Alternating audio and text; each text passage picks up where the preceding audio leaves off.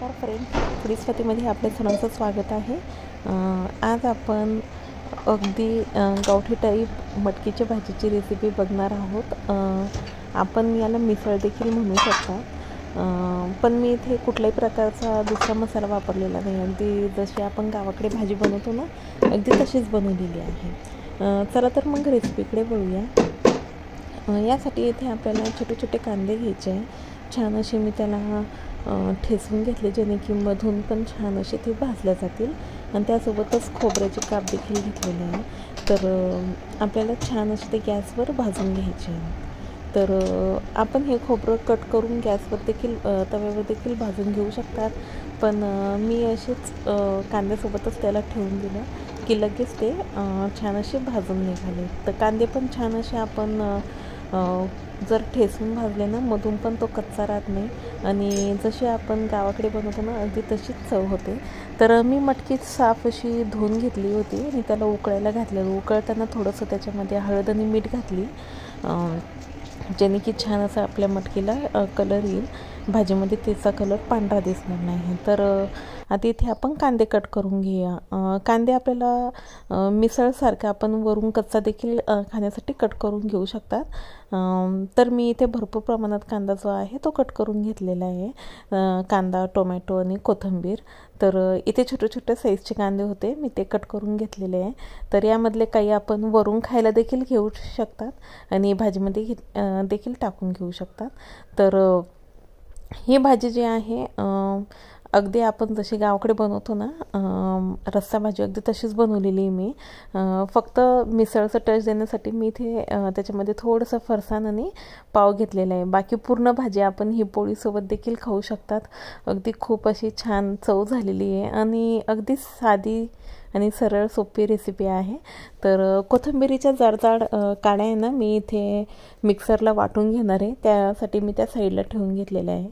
तर छान असं कोथिंबीर, कांदा आणि टोमॅटो आपण कट करून घेतल्यानंतर जो कांदा आपण भाजायला ठेवलेला होता ना, तो देखील छान आपला भाजून झालेला आहे।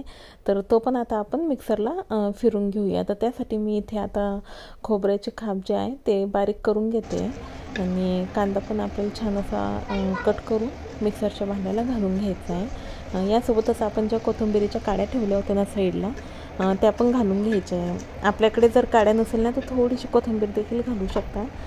माझ्याकडे आलं लसूण पेस्ट अवेलेबल होती। जर आपल्याकडे नसेल ना, तर ह्याच वेळेला आपण आलं आणि लसूण मिक्सरच्या भांड्याला फिरून घेऊ शकतात कांदा खोबऱ्यासोबतच। आता मी इथे पातेल्यामध्ये तेल घालून घेतलेलं आहे, त्याच्यामध्ये कांदा आपल्याला छान असा तळून घ्यायचा आहे। त्याच्यामध्येच आलं लसूण पेस्ट मी घालून घेतलेली आहे। जर आपण मसाल्यासोबत घातली ना, तर आपल्याला ॲडिशनल घालायची आवश्यकता नाही आहे। आणि कांदा छान परतत आल्यानंतर आपल्याला इथे टोमॅटो देखील त्यामध्ये सोडून द्यायचा आहे आणि परतून घ्यायचं आहे। आणि जो आपण कांदा आणि खोबरं भाजून घेतलेलं होतं ना, ते आपल्याला छान असं मिक्सरला बारीक वाटून घ्यायचं आहे। तर मी इथे जो आपला खडा मसाला असतो ना का, तोच घातलेला आहे फक्त, आणि तिखट घातलेलं आहे। बाकी कुठलाही ॲडिशनल मसाला मी इथे घातलेला नाही आहे। आता इथे आपण आपल्या चवीनुसार तिखट घालून घेऊ शकतात।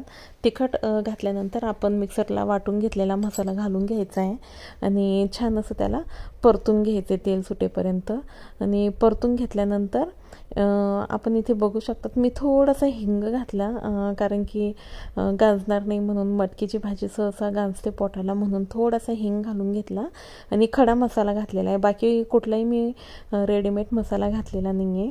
तर जर आपल्याला आवडत असेल ना, तर आपण यासोबत पाव खाऊ शकता किंवा अगदी भाकरीसोबत पण आपण हा मटकीचा रस्सा जो आहे तो खाऊन घेऊ शकतात। तर मी इथे आता त्याला थोडंसं मिसळची टच देण्यासाठी उकडेल बटाटा मॅश करून घेतला आणि त्यावर आता आपल्याला ती भाजी सोडून घ्यायची आहे। आणि त्यासोबतच जर फरसाण असेल ना, तर थोडंसं फरसाण पण घालून घ्यायचं आणि कांदा, टोमॅटो, कोथिंबीर जो आपण कट केलेला होता ना, तो थोडासा त्यावर आपल्याला असं स्प्रिंकल करून घ्यायचं आहे आणि पुन्हा वरून थोडीशी अशी तरी सोडायची। आणि आपण ही भाजी जी आहे ती पावसोबत देखील एन्जॉय करू शकतात आणि गरम गरम भाकरी किंवा पोळीसोबत देखील खाऊ शकतात।